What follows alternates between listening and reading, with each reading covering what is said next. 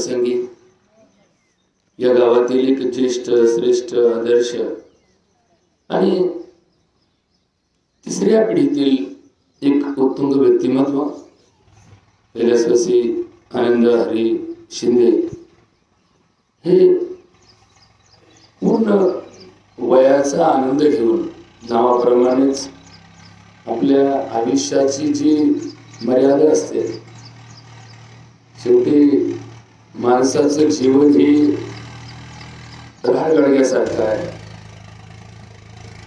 आणि मग यामध्ये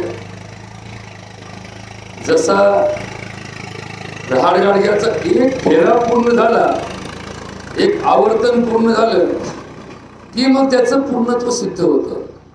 तसं मानवी जीवनामध्ये जेव्हा 100पर्यंत आयुष्य प्राप्त होतं त्यावेळेस त्या आयुष्याचं सार्थक होतं आणि अशा आनंद सोहळ्याचा म्हणजे ज्याचा मृत्यू वयाच्या 100च्या जवळ झाला त्याचा मृत्यू हा आनंददायी असतो, त्याचा महोत्सव असतो. आणि या अशा सत्पुरुषाच्या दशक्रिया विधीनिमित्त ठेवलेली ही प्रवचन सेवा, आजच्या सेवेसाठी निवडलेला विषय भगवद्गीतेमधील मानवी जीवनाचं यश, मानवी जीवनाची पूर्णता आणि मरणोत्तर जीवनाचा मार्ग याबद्दल भगवद्गीतेमध्ये एक चिंतन सांगितलं. वासासी जीर्णानि यथा विहाय नवानि गृह्यति नरोपराणि तथाच शरीरानि जीर्णाय विहाय अन्यान्नि सन्ति नवानि विहि. आता हे भगवद्गीतेमधलं मानवी जीवनातील जीवनशास्त्रातील महत्वाचं चिंतन आहे. या चिंतनात वास्तव दडलेलं आहे. या वास्तवाचा अर्थ समजून सांगताना माऊली आपल्या ओळीमध्ये म्हणतात, जैसे जीर्ण वस्त्र सांडीजे मग नूतन वेढीजे तैसे देहांतराजे स्वीकारीजे चैतन्य नाथे. सज्जन हो, आपण जन्माला आलो त्याची कारण काय? आमच्या जन्मोजन्मीच्या फेऱ्यातील आमचा प्रवास, त्या प्रवासात आमच्याकडनं घडलेलं कर्म, त्या कर्माचं मिळालेलं फळ आणि त्याची बेरीज करून वाट्याला आलेलं पुण्य, मग त्या पुण्याची परिणती आमच्या या जीवन प्रवासात झाली. बघा बरं का, या भूतलावर कुणी जन्माला येऊ द्या, सत्पुरुष जन्माला येऊ द्या, देवाचा अवतार जन्माला येऊ द्या, डाकू जन्माला येऊ द्या, चोर येऊ द्या, भामटा येऊ द्या, सत्पुरुष येऊ द्या, सद्गुणी येऊ द्या, दुर्गुणी येऊ द्या, कुणी येऊ द्या, हा जन्मच मुळात पुण्याच्या राशीतून झालेला आहे. थोडं चिंतन, कारण परमार्थ हा वास्तववादाकडे घेऊन गेलं पाहिजे. कल्पना विश्वामध्ये रममान करणं सोपं आहे, परोक्ष जीवन, भगवंत, देव हे सगळं आपल्याला दृश्य नाहीये, अदृश्य आहे. दृश्य काय? आम्ही आहोत, तुम्ही आहात. कुणाचं रक्ताचं नातं आहे, कुणाचं लोभाचं नातं आहे, कुणा व्यवहाराचं नातं आहे. तुमचा माझा व्यवहार आहे, निमित्तिक व्यवहार आहे, कायमचा व्यवहार आहे. मग याच्यात वागणं, बोलणं, करणं याच्यात जर बदल करण्याची अपेक्षा असेल तर परमार्थ हा व्यावहारिक असला पाहिजे. कारण शेवटी आपण व्यावहारिक माणसं आहोत. व्यवहार म्हणजे काय? फक्त दुकानात गेलो 2 रुपये दिले वस्तू विकत आणली म्हणजे व्यवहार घडला असं नाही. पती पत्नीचा काय व्यवहार आहे, बाप लेकाचा काय व्यवहार आहे. मायलेकाचा काय व्यवहार आहे. कुठल्याही दोन व्यक्तीचं जेव्हा काही निमित्ताने कर्म होतो तेव्हा तो काय होतो, व्यवहार होतो. म्हणून तर व्यवहारात भगवंत आणि व्यवहारात धन या दोन विचारधारा वेगळ्या आहेत. थोडस जरा हे वाक्य पुन्हा समजून घ्या बरं का. म्हणजे व्यवहारात प्राप्ती आणि व्यवहारात परमार्थ हे दोन्ही एकाच व्यवहारात घडणारे प्रक्रिया आहेत. म्हणजे असा एक व्यवहार आहे की जिथं प्राप्ती होते. आता प्राप्ती म्हणजे काय फक्त पैशाचीच पाहिजे असं काय नाही. काही ठिकाणी पैसा मिळतो, काही ठिकाणी प्रतिष्ठा मिळते, काही ठिकाणी प्रसिद्धी मिळते. हे सगळे प्राप्तीच आहेत ना. म्हणजे बघा बरं का, म्हणजे प्रतिष्ठा मिळणं ही सुद्धा काय झाली, प्राप्ती झाली. प्रसिद्धी मिळणं ही सुद्धा काय झाली, प्राप्ती झाली. पैसा मिळणं ही सुद्धा प्राप्ती झाली. एखादी वस्तू जी आपल्याला गरजेची ती मिळणं म्हणजे काय, प्राप्ती झाली. माझ्या प्राप्तीच्या उद्देशाने केलेला व्यवहार आणि परमार्थ घडतोय. बघा बरं का, बारीक थोडं चिंतन करून घ्या. परमार्थ घडतोय, पुण्य घडतोय म्हणून केलेला व्यवहार. मग आता जर या भूतलावर सगळ्यांनीच व्यवहार परमार्थिक केला, सगळ्यांनीच परमार्थिक केला. डॉक्टरनी परमार्थ केला आणि पेशंटनी परमार्थ केला, वकिलांनी परमार्थ केला आणि आशिलांनी परमार्थ केला, शिक्षकांनी परमार्थ केला आणि विद्यार्थ्यांनी परमार्थ केला, दुकानदारांनी परमार्थ केला आणि गिऱ्हाईकांनी परमार्थ केला. या जगात कोणाची फसवणूक होईल का? कोणी कोणाला फसवेल का? माणूस फसवतो कशासाठी, गंडवतो कशासाठी, खोटं बोलतो कशासाठी? आणि एखाद्या वस्तू नफेखोरीचं विषय डोक्यात घेतो कशासाठी? स्वार्थासाठी. 2 रुपयाची वस्तू जर 2 रुपयाला विकली, 2 रुपयाची वस्तू जर 2 रुपयाला विकली तर त्या कर्मातून पुण्य मिळतं. बरोबर का? त्या कर्मातून पुण्य मिळतं. आणि 2 रुपयाची वस्तू 2 रुपये 10 पैशाला विकली तर त्यातनं पैसा मिळतो. बरोबर का? आता थोडं जरा बारीक बारीक जगाचा अभ्यास केला, सगळं जग कुठं अडकले याचं उत्तर या विषयात समजून सांगायचा प्रयत्न करतो. हे सगळे जग कुठं आहे? आमचे आनंदराव हाडामासाचे शेतकरी होते. हाडामासाचे शेतकरी. आयुष्यात धंदा काय? शेती. बाकी काय नाही डोक्यात घेतलं का बाबा मोठं व्हायचंय मला, मग शेती करून मी दुकान टाकलं, शेती करून मी एखादं कुठं धाबा टाकला, शेती करून मी असं केलं तसं केलं, मग मी असं केलं म्हणून माझ्याकडे पैसा आला, म्हणून मी श्रीमंत झालो, म्हणून मी इतके दिवस जगलो, म्हणून मी इतके दिवस थांबलो. नाही नाही नाही महाराज, परंपरेने आम्हाला जे दिलं ना, बापदाद्यापासून चालत आलेली आमची शेती, ती जर इनमाने इदबाने कसली तर त्याच्यामध्ये काय मिळतं महाराज? त्याच्यामध्ये पीक तर मिळतंच, दरवर्षी चालूच आहे. दरवर्षी खरीप आलं का रब्बी आलं का खरीप, हे नाही साधलं ते नाही, मुग आला तर मग एका टायमाला तूर साधते, तूर नाही साधली तर सोयाबीन साधतं, ते नाही साधली तर बाजरी साधते. काय ना काय काय ना काय काय ना काय.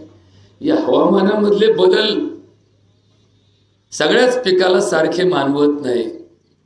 म्हणजे एखाद्या वर्षी हवामानामध्ये मुगाला जर पोषक वातावरण असेल तर त्या वर्षी बाजरीला रोगटं पडत. एखाद्या वर्षी बाजरीला पोषक वातावरण असेल तर मूग साधत नाही. सगळं साध्य करणारं हवामान जगात नाही. सगळं साध्य करणारं हवामान जगात नाही. एका पिकाला उष्णता लागते तर एका पिकाला थंडी लागते. एका पिकाला जास्त पाऊस लागतो तर एका पिकाला कमी पाऊस लागतो. मग कमी पाऊस पडला तर जे पीक कमी पावसात येतं ते साधतं, जास्त पाऊस पडला तर जे जास्त पावसात येतं ते साधतं. बघा बरं का, हे सगळं गणित या निसर्गाचं फक्त कुणाशी जोडले दादा? फक्त शेतकऱ्याशी जोडले. डॉक्टरला काय घेणं पडलं, पाऊस पडू नये न पडू, रोग आला का टोचला, त्याला काय घेणं पडलं? तिकडे तिकडे काय झालं त्याच्या डोक्यात एकच खटकं. दुकानदाराला काय घेणं पडलं, दुष्काळ पडला काय पडलं, माल आला ऐकला बस, त्याला काय घेणे, नफा काढून घेतला. तू तिकडे काय कर, त्या साखरेत फेकून दे, नाही तर काय करी भाऊ 50 रुपये दे किलो भर साखर घेऊन जा. ही 50 रुपयाला काय आहे, कारण मी 40ला आणली म्हणून तुला काय दिली, 50ला दिली, 10 मिळाली खड्ड्याचं, तिकडे मला काय घेणं पडलं. मग या वातावरणाचा परिणाम आणि वातावरणाशी संबंधित कोण आहे? फक्त आमचा शेतकरी आहे, बस, बाकी कुणीच नाही. मग बेभरोशाचं काय जगात? बेभरोशाचा निसर्ग. कोण आहे? निसर्ग आहे. दुकान बेभरोशाचं राहील का? ठीक आहे, माल विकला नाही, काय होईल? पडून राहील, याच्यापेक्षा काय होणार आहे? पण तो माल विकला नाही म्हणून त्याचं वाटोळं झालं असं कधी होणार नाही. त्या हिशोबाने त्याचं काम चालतं ना. समजा एखादा दुधाचा धंदा आहे, मग त्या दुधाच्या धंद्याला तू किती दूध घेतो? जेवढं आपल्याला एवढ्या दिवसात कटन तेवढंच घेतो ना. मग एखादा माल आहे, समजा नारळाचं पोतं आणलं आणि त्याच्याकडे रोज एकाच नारळाला गिऱ्हाईक आहे, 1000 नारळ आणली, काही परिणाम होईल का? 10 वर्षांनी विकला तरी नारळ काय आहे, गिऱ्हाईक त्याला काय, शेवटी देवाकडे चाललेला माणसाला नारळ लागला तर तो नारळ किती दिवसापूर्वी खरेदी केला याचा परिणाम होईल का? बरोबर. बारीक थोडस चिंतन करून घ्या. या जगात जे सजीव सृष्टीचं चित्र आहे, सजीव सृष्टीचं, ही सजीव सृष्टी परिवर्तनीय आहे, परिवर्तनीय आहे. म्हणून तर भगवद्गीतेमध्ये एक चिंतन सांगितलं, परिवर्तन हा जगाचा नियम आहे, नियम आहे. त्या नियमात निसर्ग आणि सजीव या दोघांचाही संबंध आहे. माणसं, जनावर, प्राणी, वनस्पती हे सगळे परिवर्तनीय विषय आहेत. निसर्ग हा सुद्धा एक परिवर्तनीय विषय आहे. उन्हाळा गेला की पानगळा लागतो, पानगळा गेला की हिवाळा येतो, हिवाळा गेला की पुन्हा उन्हाळा लागतो. तसं माणसाचं काय? अस्मिन यथा देहे.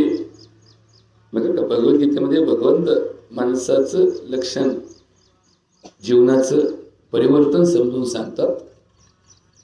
अस्मिन यथा देहे कौमारम यौवनम जरा तथा देहांतर प्राप्ती धीरहा तत्र न मुह्यंती.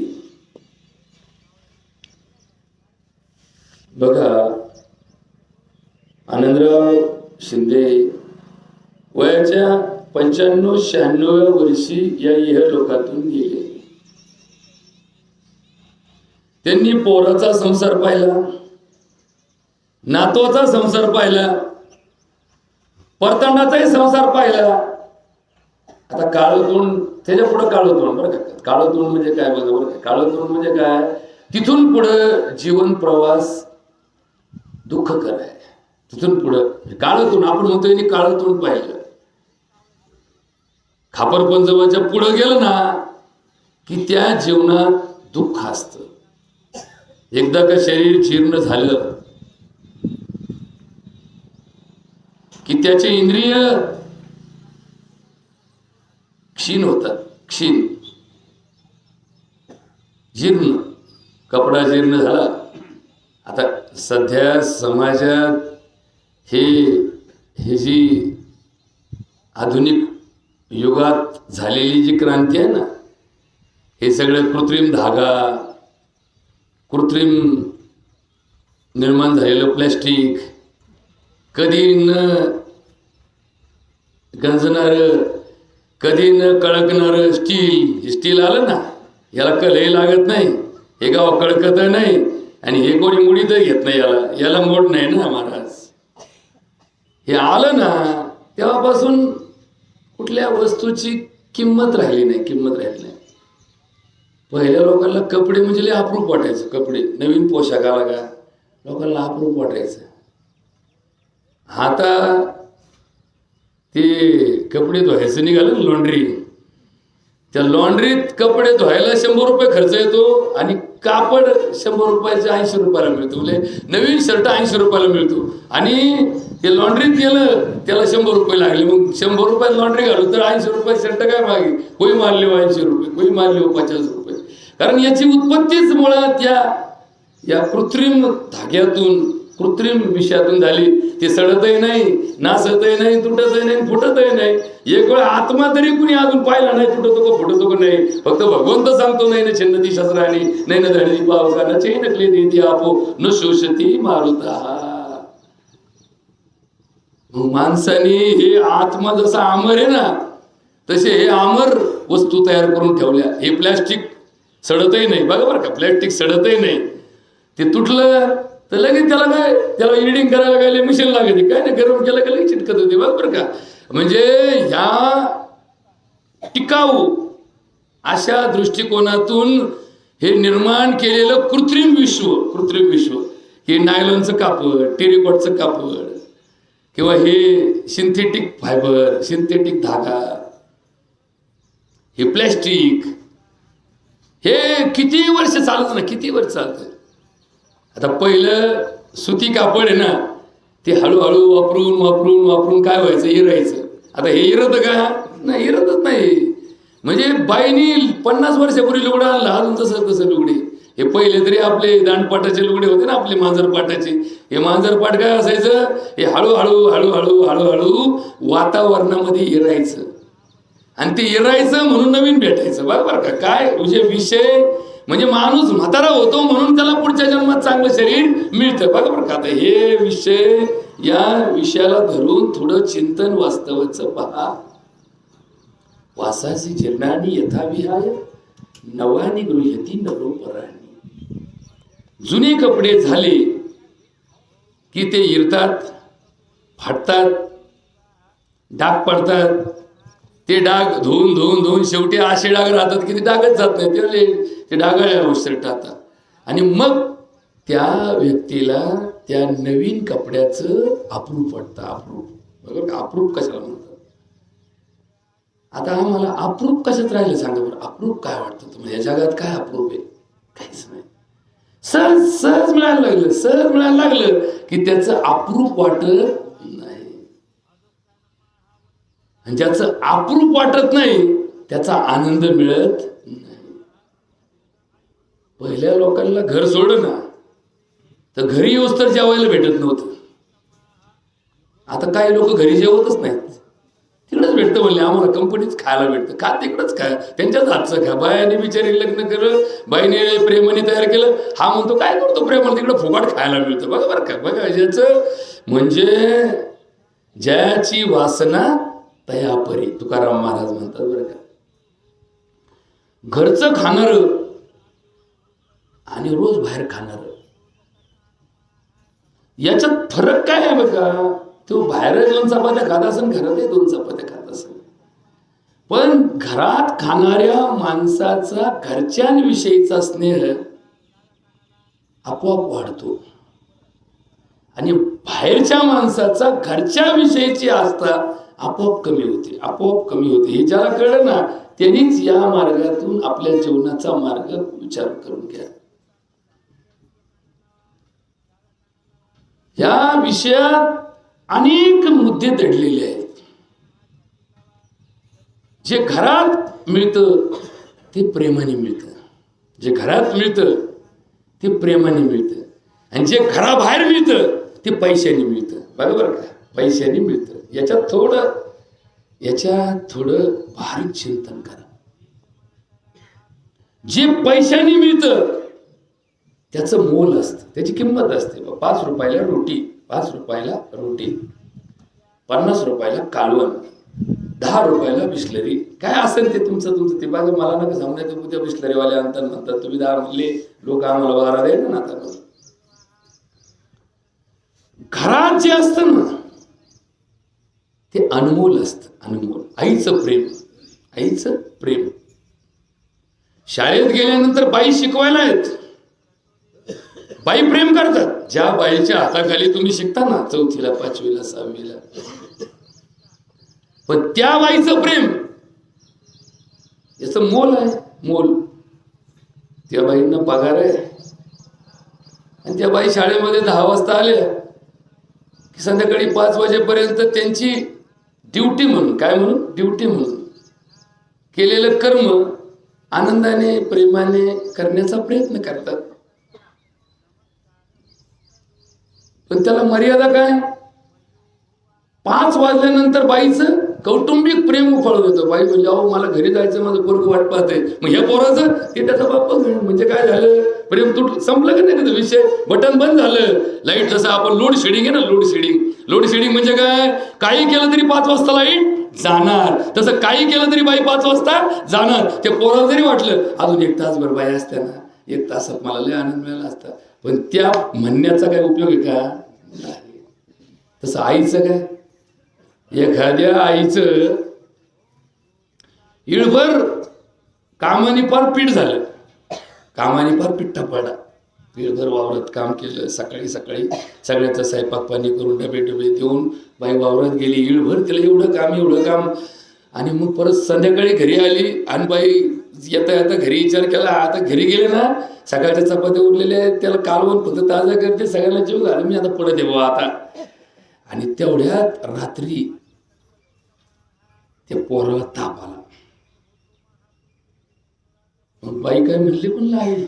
आई कोणाला म्हणली की आता मी दमले, आता तू बघ, आता तू काही बघ, तुझा बाप ते बघ, मला काय घेणं नाही, आता मी सकाळीच बघेन. बाई म्हणली नाही, पोरग तापाने फणफणले. बाईने आपल्या परीने प्रयत्न केले, बाईने पाट्या ठेवल्या, बाईने चहा करून दिला, सूट करून दिली, आमकं वावा घाल केलं. मग नंतर डोळ्याला नवरा दावला होता, नवऱ्याला 3दा उठी ती, नवरा मला येतात झोपून दे. मग आता नवरा उठाना, पोरग तर तापलंय, करतीत आहे, मग इळभर दमली म्हणून थांबली का? नाही. का? कारण तिला प्रेमात करायचं होतं, पैशात करायचं नव्हतं. पैशाला मीटर आहे, पैशाला काय आहे? मीटर आहे, मीटर. प्रेमाला मीटर आहे का?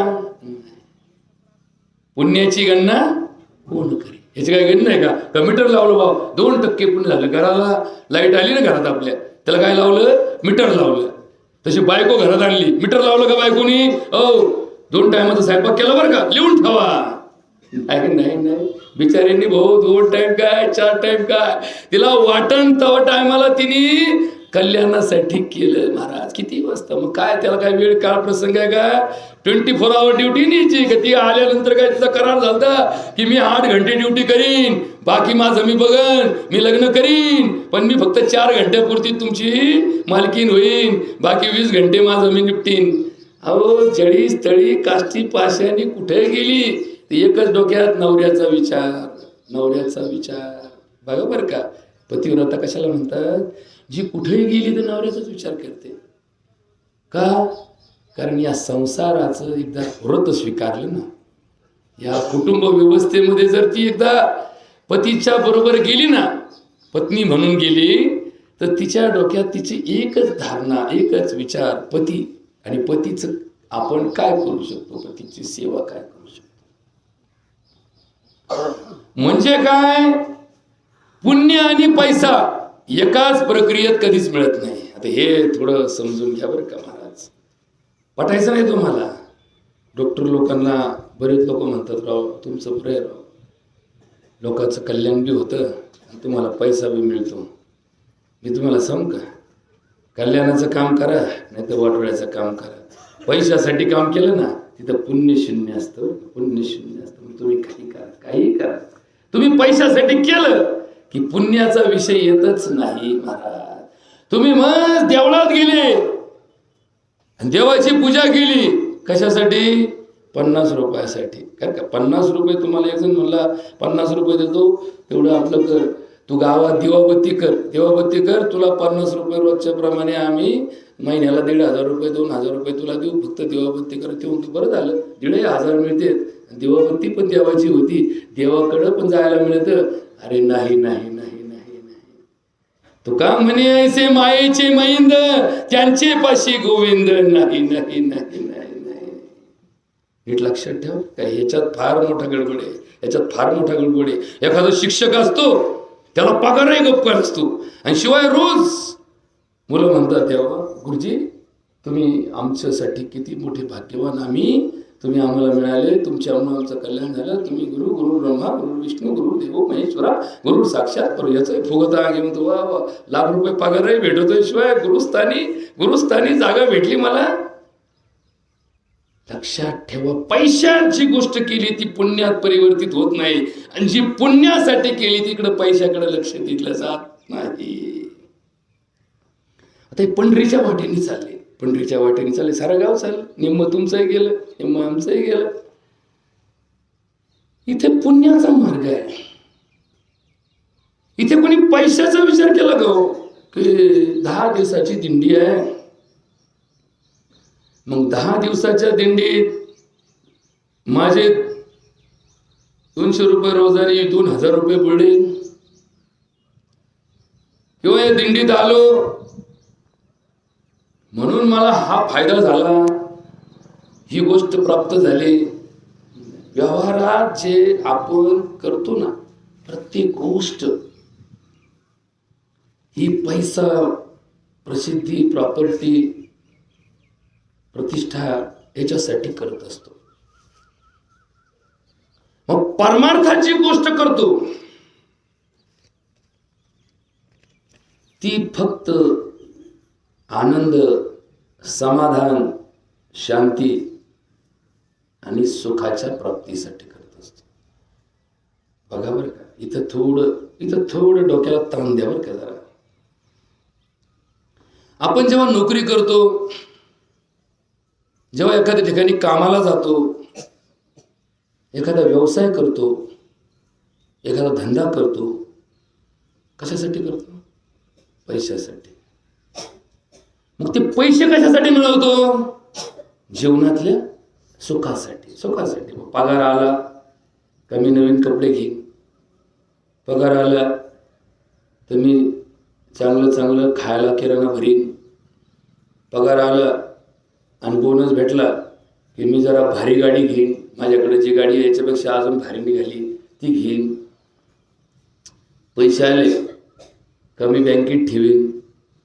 कशासाठी? आजचं सुख आहे माझ्याकडं, पण उद्या जर चुकून सुखाची जर मला आट आलीच तर याच्यातून सुख मला मिळेल, म्हणून मी सुरक्षित. उद्याची सुख, उद्याचं सुख, परवाचं सुख, तेरवाचं सुख. म्हणजे एखाद्याकडं पिढ्यानपिढ्याचं सुख आज मिळेल एवढी जरी प्रॉपर्टी असली तरी त्याची हाव सुटते का? नाही. तो म्हणतो नाही, अजून काय त्यात काय वाईट आहे म्हणतो, मिळतं ना मला मिळून दे. मग या व्यवहारात जेव्हा या अर्थप्राप्तीतून सुखाच्या प्राप्तीचा मार्ग आम्ही स्वीकारतो, तोच मार्ग आमच्या आयुष्यातल्या दुःखाचं उद्घाटन करतो.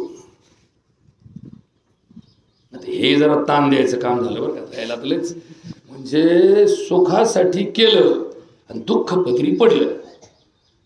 दुःख जगात नाही. दुःख कधी आहे? सुखाच्या आशेने काम केलं की त्याला दुःख प्राप्त होतं. कोण म्हणतं? तुकाराम महाराज सांगतात, सर्व सुखाची या आशा जन्म गेला, क्षणिक मुक्ती यत्न नाही केला, हिंडता दिशा शिन पावला, माया वेष्टीला जीव माझा. आता हे तुम्हाला पटायचं नाही, मी जे सांगतो ते. सुखाच्या मार्गाचा विषय डोक्यात घेतला की मला इकडं सुख लागेल, तिकडं सुख लागेल. झोपडी होती, त्या झोपडीला दरवर्षी शा करावं लागायचं, बरोबर का? शा करावं लागायचं, त्याच्यात इच्छू काट्याचं भ्याव होतं. सुखासाठी यांनी पत्रे टाकली, चला बुवा पत्रे टाकले तर काय शा करावं लागत नाही. मग कडक उन्हाळा लागला, याला पात्र्यात कुठं बसवत आहे, तेव्हा झोपडी होती ना, अरे गार लागायचं राव. आता हे पत्र्यात झालं ना, म्हणला असं गरम होतं, म्हणला गरम नाही, आता पत्रे काढून टाकू. आता काय करू? स्लॅब टाकू. आता पत्र्यावाल्याला तरी दिवसा गरम होतं, हे स्लॅब तापलं नाही एकदा ते रातभर गरम राहतो तेव्हा पत्र्यात तरी रातची गावं लागायचं बा. आता स्लॅब मध्ये आलो म्हणला आता रातभर गरम व्हायला असं उकडतं म्हणला असं उकडतं. आम्ही माळगाव जाऊन झोपतो मग माळगाव टाकायचं ना कशा खाली काय म्हणले आवसं गरम होतं म्हणले पत्र्यावाल्याला म्हणले तुम्ही कुठं होतो नाही भाऊ आम्ही पत्र्यातच झोपलो भाऊ असं गार लागत म्हणजे रातच्या टायमाला काय गरम होत नाही बघा बरं का. सुखाच्या आशेने पुढं सरकला ना मग पुढं गेल्यावर काय म्हणे म्हणले मग आता काय करा म्हणले पंखा आणा म्हणले बरं का. सुखाच्या आशे पंखा आणा म्हणले पंखा लावला पायाची हवा फिरायला लागली पण हवा काय पंख्याने फिरायला लागलेली हवा गरम होती का नाही गार होती का नाही ती गरमच राहते हवा गरम व्हायची फक्त ती फिरली का ती फिरता कळत नाही गार गरम फिरल्या याच्या अंगाला हवा लागली हा म्हणलं बरं झालं रातची झोपला पंख्या खाली बरं का पुढं कसं चालतं. सकाळी उठताच आहे ना त्याचा अंग दांड अहो मला काय झालं आजपर्यंत मी चांगला उठत होतो शाबूत हे काय झालं घोटाळा नाही म्हणजे पंख्या खाली दांडरला कशाने पंख्याने पंखा कोणी आणला मीच आणला कशासाठी आणला सुखासाठी आणला. हे दांडारला काय झालं सुख लागलं का नाही म्हणजे जाम झालो तासभर मला तर हालताच आहे ना म्हणजे बळ धक्का मारून सकाळी जावा सुट्टा टाकून चहा घेतला थोडं शेकलं गरम पाण्याने आंघोळ केली पहिली रोज गार पाण्याची आंघोळ पण मला आज गरम पाण्याने करावं लागले. सुख लागलं का दुःख लागलं कामुळं सुखाची आशा ठेवली. म्हणून भगवद्गीता सांगते सुखे दुःखे समीकृत्वा लाभा लाभो जया जयो ततो युद्धाय युज्यस्व नत्वं पापम आपनुयात्. निवडून येण्यासाठी उभा राहिला नशीब आज मोहन पाव मला काय म्हणला नशीब आज मोहन पाव उभा राहिला. मग याला वाटलं स्वप्न पडायला लागलं निवडून आलो ना असं होईल निवडून आलो ना तसं होईल निवडून आलो ना अमकं होईल तमकं होईल. मग लोक येतात हार घालतात यांनी आपलं स्वप्न पाहिलं. आता लोकांना काय राहिलं बाबा भाऊसाहेब लक्ष राहा आता कोणाला नाही कुणी म्हणले कोणालाच कोणी याला वाटलं सरगाव हा म्हणलं आणि जेव्हा निकाल लागलाय याचं डिपॉझिट जप्त झालंय. बरं ज्याला सुखाची आशा आहे ना त्याला दुःख सहन होत नाही पचन नाही होत. दुःख पचवणं सगळ्यात अवघड आहे. सुख पचवणं त्याच्याहून अवघड आहे. यश पचवणं हे अपयशापेक्षा अवघड आहे. महाराज तुम्हाला अजून या यशाचं आणि या सुखाचं गमक माहित नाही. कारण ज्याला सुख लागतं त्याचं अहंकारात रूपांतर होतं. कशात रूपांतर होतं अहंकारात रूपांतर होतं. ज्याला ज्ञान मिळतं त्याचं अहंकारात रूपांतर होतं. बघा बरं का आता हे तुम्हाला काही करावं लागत नाही ते आपोआप होतं.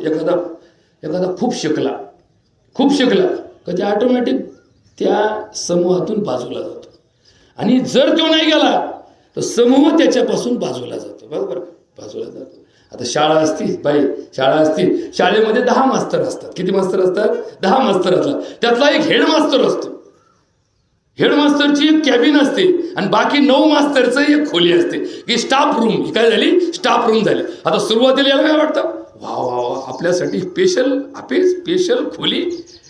आता या स्टाफ रूम मध्ये हे 9 मास्तर असे गप्पा ठोके असं ते टाळी आता ह्यो हेडमास्तर टाळी देईन पडला टेबल आपटे का लोक म्हणतील मास्तरला येड लागलं काय लागलं हा टेबल आपटे बोलली. आता हे 9 स्टाफ मेंबर अरे तुझं काय झालं आता याची कर्म कहाणी हा सांगण पाहला महाराज. हा काय झाला हेडमास्तर झाला. जसा हेडमास्तर झाला तसा दुःखाच्या खाई ढकलला गेला. महाराज नीट लक्षात ठेवा महाराज. हा विषय जर समजला ना तरच आयुष्य समजत. ह्या आनंदाची डोही आनंदाची तरंग म्हणजे काय हा वैष्णवांचा वेळा म्हणजे काय आमचं सुख दुःख वाटून घेण्याची संधी. महाराज जर सुख वाटलं नाही ना तर त्या सुखाला काय किंमत आहे पण जातो रे ओ खा पेढे. आता पेढे वाटणाऱ्या माणसाला दुःख झालेलं असतं का. समजा इथं पेढे वाटत गेले अहो काय पेढे नाही म्हणले ते आनंदाचा दावा होता त्याच्या दाव्याची पेढे कोणी वाटित का नाही. म्हणजे एखादा पेढे वाटायला लागला की खाणारा खायच्या आधी काय खातो का लगेच काय घेणं पडे तू खाओ कशाचे पेढे अहो आम्हाला मुलगा झाला आमचा मुलगा पास झाला. याच्या मुलाच्या पास होण्याचा आनंद याला कधी मिळतो जेव्हा खाणाऱ्याने विचारलं हे पेढे कशाचे आणि मग ती विचारल्यानंतर त्याच्या कानी माझ्या पोराच्या पासचा विषय बातमी पोचली आणि त्याला त्या पेढा खाताना माझ्या पुराच्या विषयाची आठवण झाली म्हणून माझा आनंद काय झाला वाढला. बघा बरं का महाराज हा सामुदायिक विषय आहे. व्यक्तिगत विषय नाही. राजा तो मोठा ज्याच्या आधिपत्याखाली बहुजन प्रजा आहे.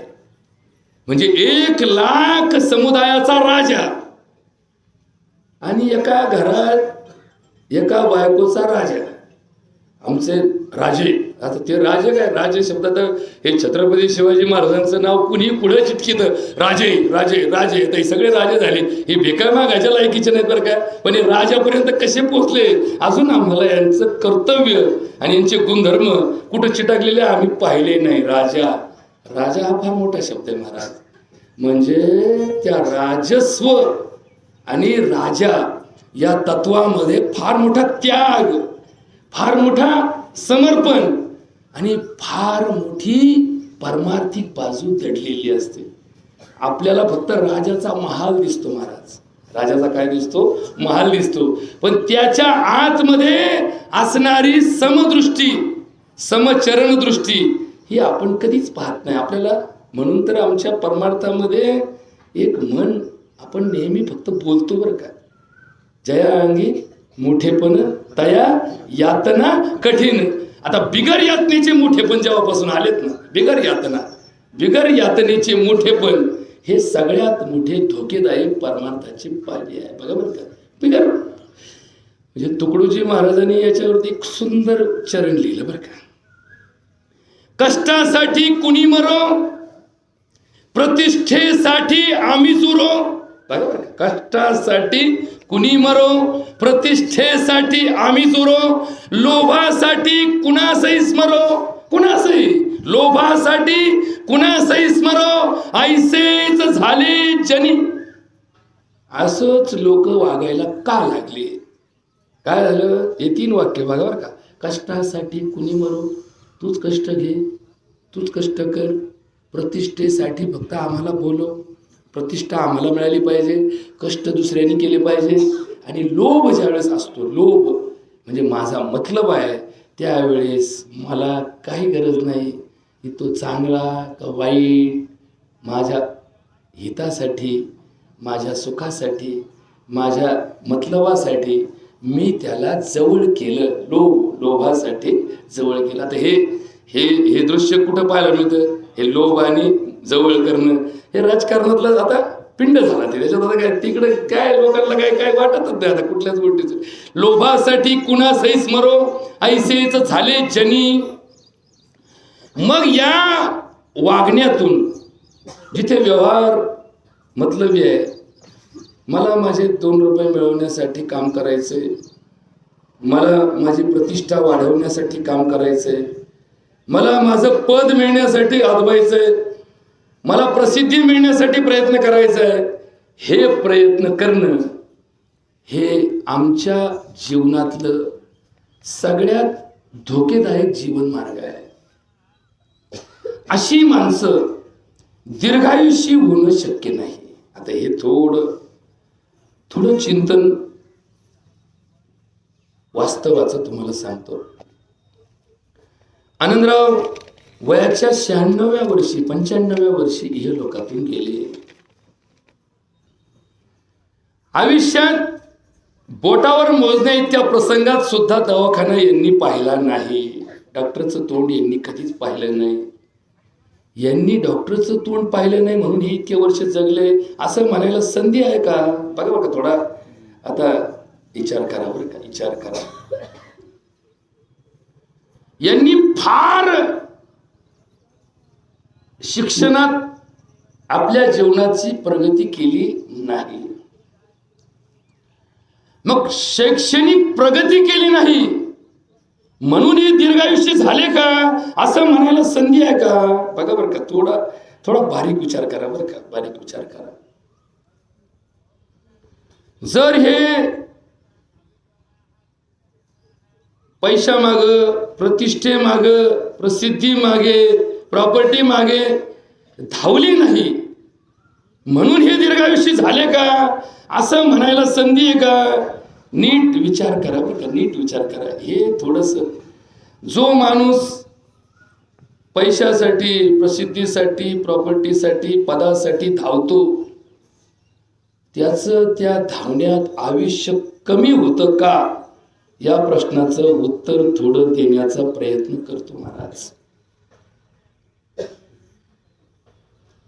असं एक नैसर्गिक नियमावली आहे, एक नैसर्गिक नियमावली आहे की या युगात जन्माला आलेल्या माणसाचं आयुष्य 100 वर्षाचं आहे.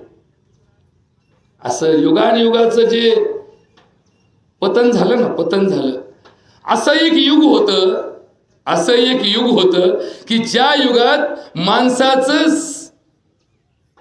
सार्वजनिक व्यवस्थेतील एक आरोग्यमान आणि आयुष्यमान वेगवेगळं ठरलं. एका युगात ते 1000 वर्षाचं सांगितलं.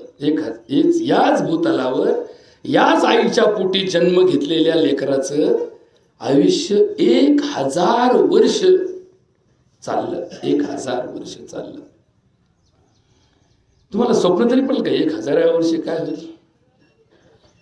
आता आमच्या आनंदाने परतण पाहिलं, परतंडाचा संसार पाहिला.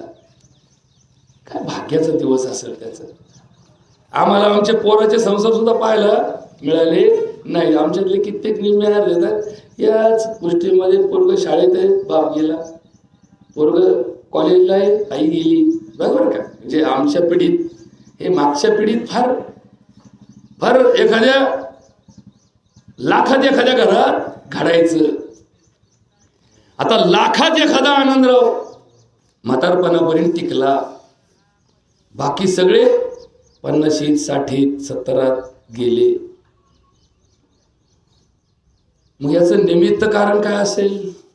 तुकाराम महाराज म्हणतात, निमित्ताचा धनी केला आहे प्राणी, करता करविता भगवंत. एक संत म्हणतात, जे जे असेल प्रारब्धी ते न चुकेल कर्म कधी.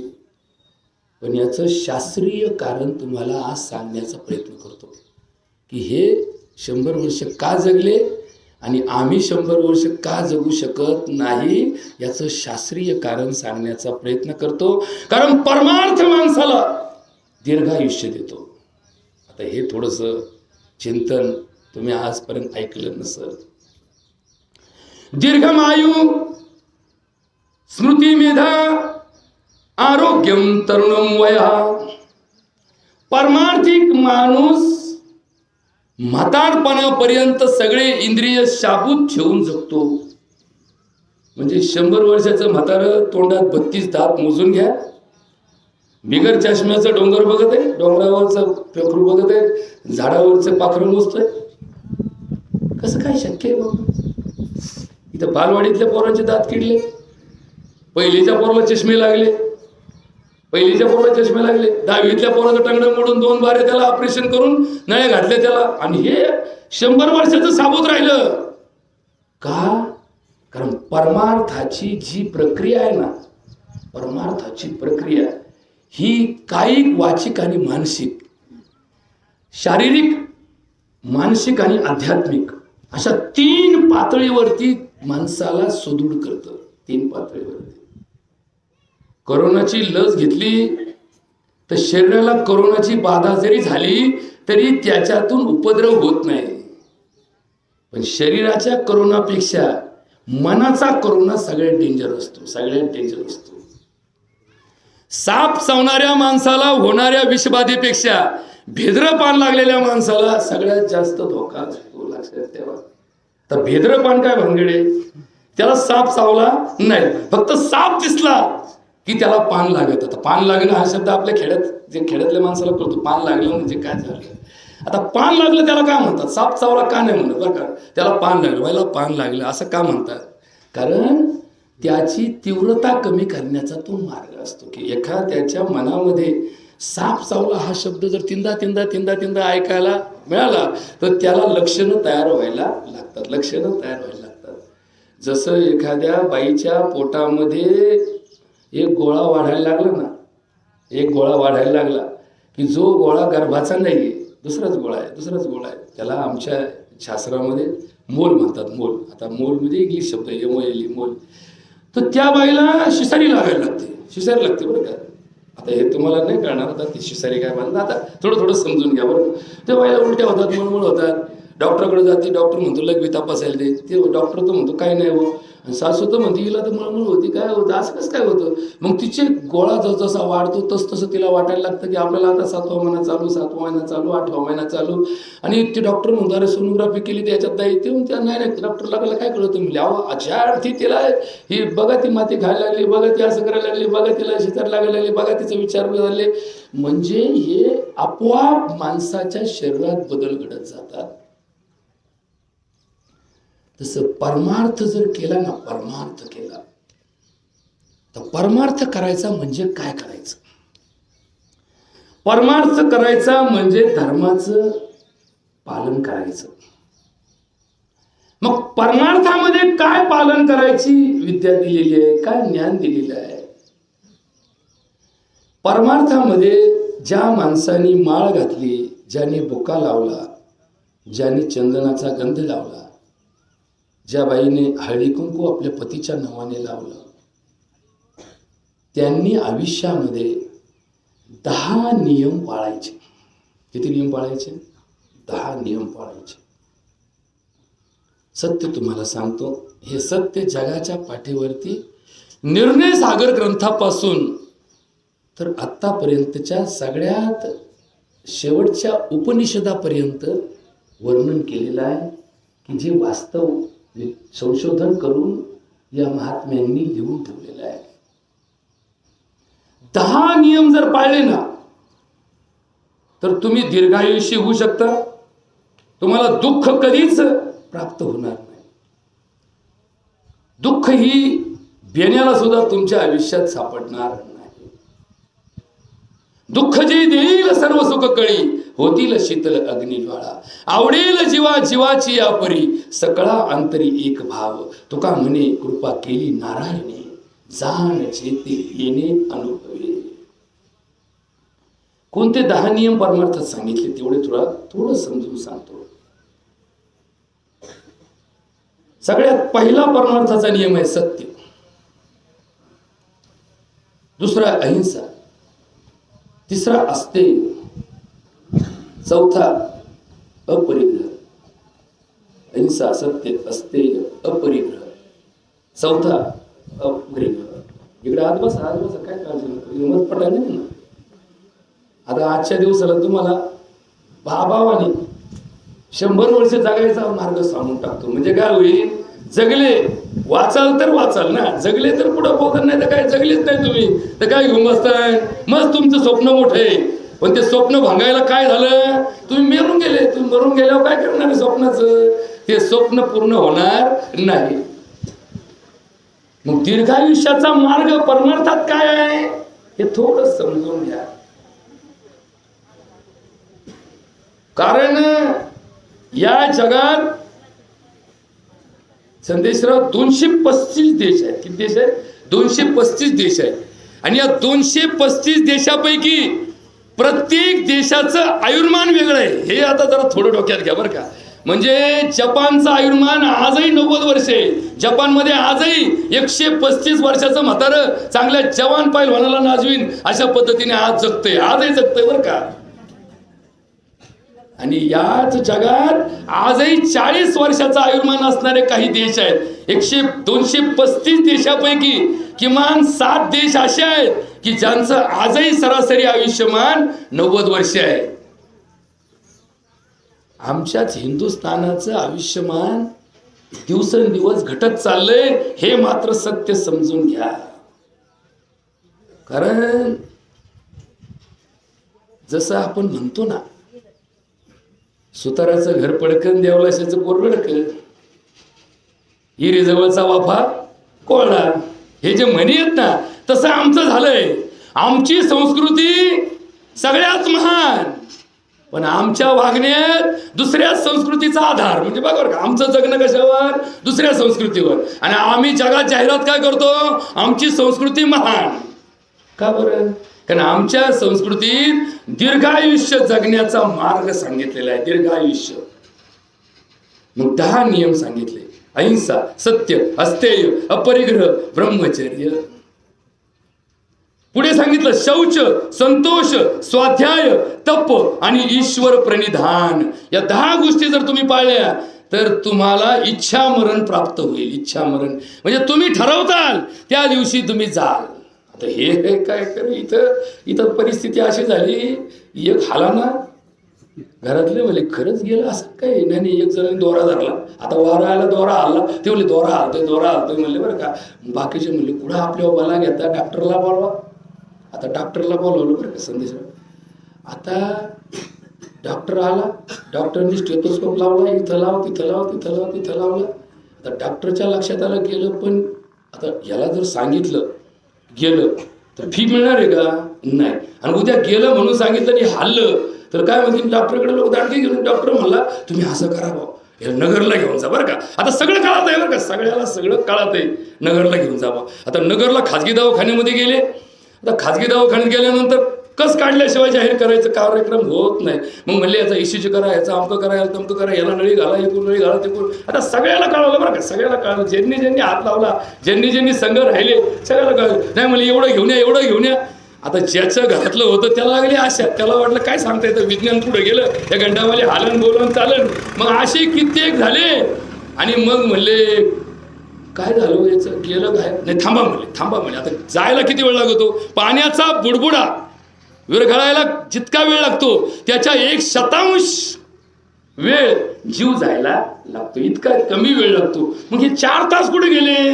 नाही म्हणले जाहीर कुणी करायचं, आपल्या वाला नको म्हणले हो. आणि मग सगळं झालं आणि मग बोलून घेतलं. म्हणले हे गेल्यासारखे वाटतात.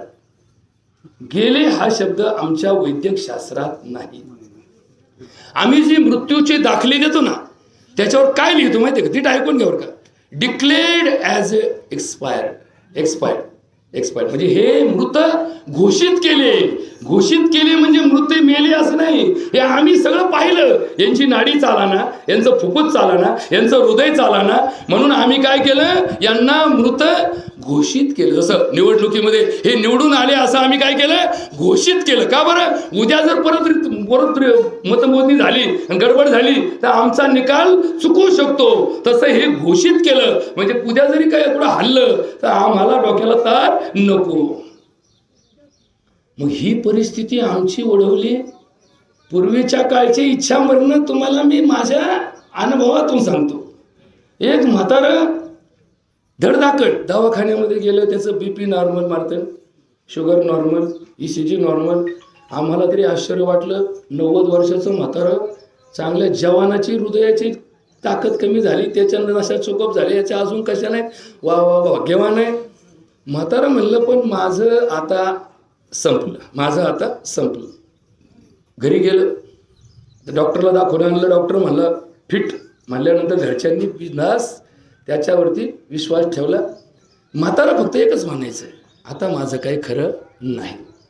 मग म्हातारा लेकीला निरोप द्यायचं, ये बरं बाई भेटून जा. लेक आली, भेटून गेली. मग सोयरे आले, पाहुणे आले. म्हातारा एवढ्यात सगळ्याची आठवण काढायला लागलं. बरं का, इच्छा मरणाचा भाग सांगतो बरं. मग म्हाताऱ्याने एक दिवस यादी वाचली, आपल्या मनात सगळे येऊन गेले, पण माझी नात नारायण डोल आहे ती काय अजून आली नाही. मग विचारलं कमून आली नाही? म्हणले तिचा नवरा मिलिटरीत आहे, त्यांना तिकडे क्वार्टर मिळाले, तिकडे गेले. म्हातारा म्हणलं कधी येणार आहे? आता तिचा जीव नातीतला आहे ना, कारण नातीत लेखीपेक्षा जादा जीव कोणला असतो माहिती का? नातीत असतो बरं का. आणि नातीपेक्षा प्रचंड जादा जीव असतो. जितका आयुष्याचा पुढचा भाग आपल्या जवळ येतो ना तितका आपला जीव जास्त त्याच्यात असतो. हे लक्षात ठेवा बरं का. आता हे शास्त्र आहे, हे एक आध्यात्मिक बैठकीतला विषय आहे. आणि मग ती नात 1 महिन्यानंतर गावाला सुट्टीला आली. निरोप दिले. म्हणले बाबा मी आल्या पहिली तुमच्याकडे येईन बरं का. बाबाची ही मागणी त्या नातीला माहीत नव्हती बरं का. आल्यानंतर नात आली, बाबाच्या गळ्यात पडली. कसं काय तुझं चाललं? नाही लय भारी, आमचं क्वार्टर लय भारी, आमचं सगळं भारी डोंगर भारी, सगळं स्टोरी सांगायला लागली. सगळे झाडं भारी, डोंगर भारी, सगळं भारी म्हणजे क्वार्टर भारी, सगळं भारी सांगितलं. बाबा म्हणला बस. अगं तुला आठवतं का काय भारी वड्याचं कालवण करते तू? हे कोणलाच जमाना म्हणली बघा बरं का, बाबांनी ऑफर दिली मेनू कार्ड प्रमाणे. नात म्हणली मी करतेच आज. मग नातीने लगेच वडे बिडे तळले आणि शिजवले आणि बाबापाशी बसली. बाबाने वड्याचं कालवण उगत, आता बाबाला त्या वयात भाकर तरी की जायची, 2 घास भाकर, पण बाबाने कालवण खाल्लं आणि बाबाने जेवला. बाबाच्या सगळ्या इच्छा पूर्ण झाल्या होत्या. बघा बरं, इच्छा पूर्ण झाल्या होत्या.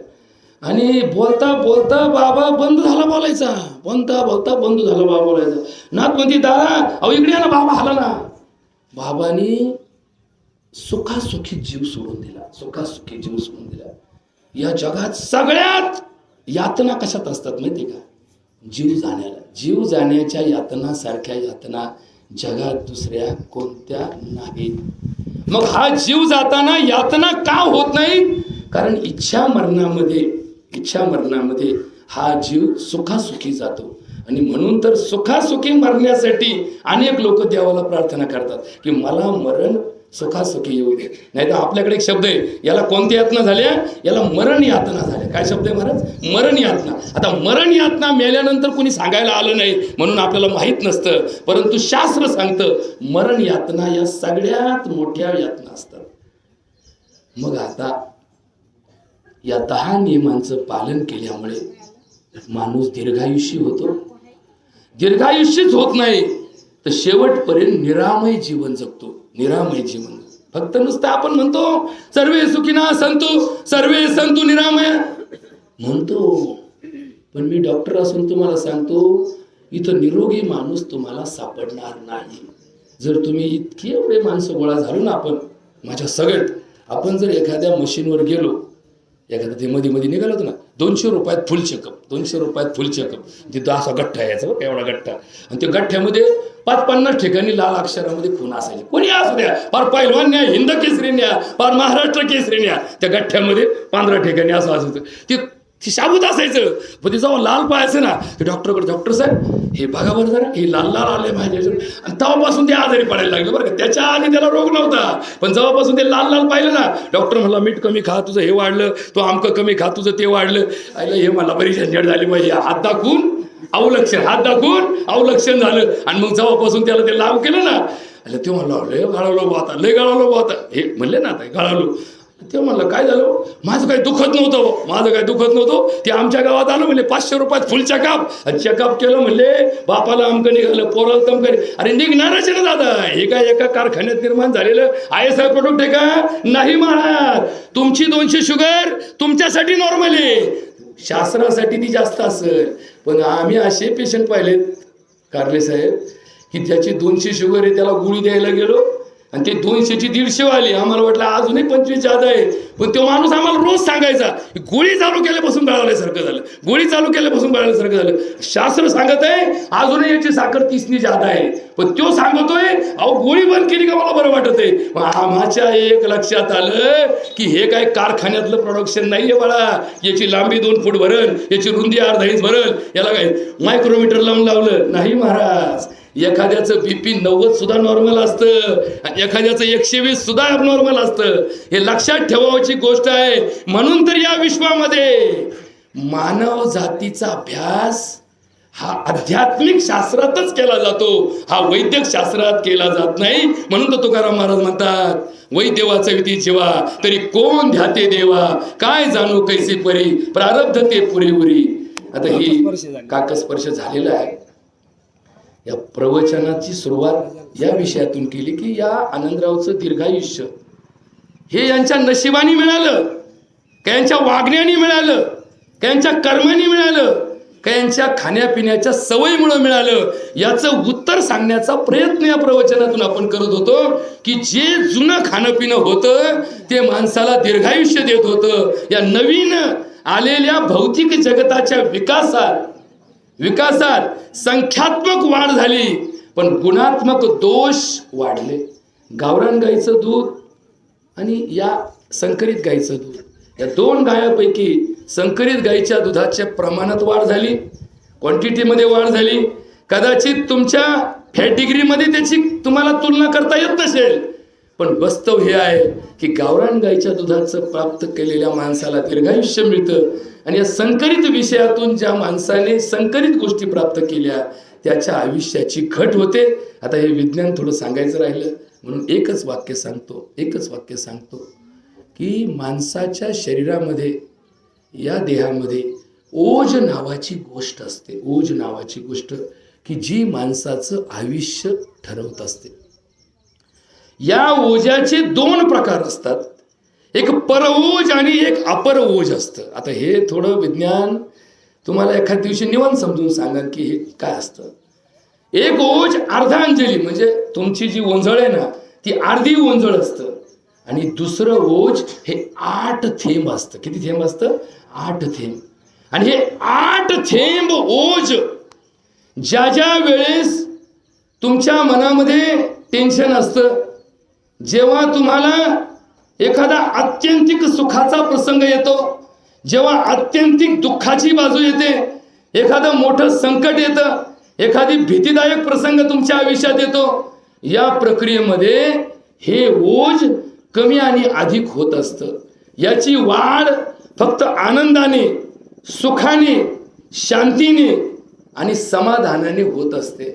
बाकी प्रत्येक प्रसंगात हे आटत असतं. टेन्शन आलं की हे कमी होतं, संकट आलं की हे कमी होतं, वैचारिक धारेमध्ये दोष आला की हे कमी होतं. आणि हे ओज कमी झालं की माणूस अल्पायुष्य होतो. आणि म्हणून तर संत परंपरेमध्ये माणसाला या भौतिक जगताच्या व्यापारात कशाचाही बोजा घेऊ नये, कोणतंही टेन्शन घेऊ नये.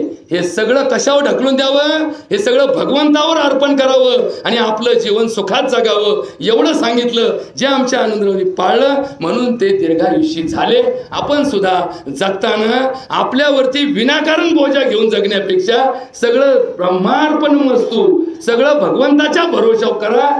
जेवण सुद्धा भगवंताच्या भरोशावर करा. आयुष्यातलं कर्म सुद्धा भगवंताच्या भरोशावर करा. तुम्ही सुद्धा, आम्ही सुद्धा दीर्घायुष्य होऊ शकतो, हेच संदेश याच्यातून देतो. झालेली सेवा या ठिकाणी पूर्ण करतो. या आनंदराव साठे साहेबांच्या जीवनामधला काही महत्वाचे मुद्दे, पैलू याला आपण म्हणतो, पैलू की त्यांची 4थी पिढी त्यांनी पाहिली.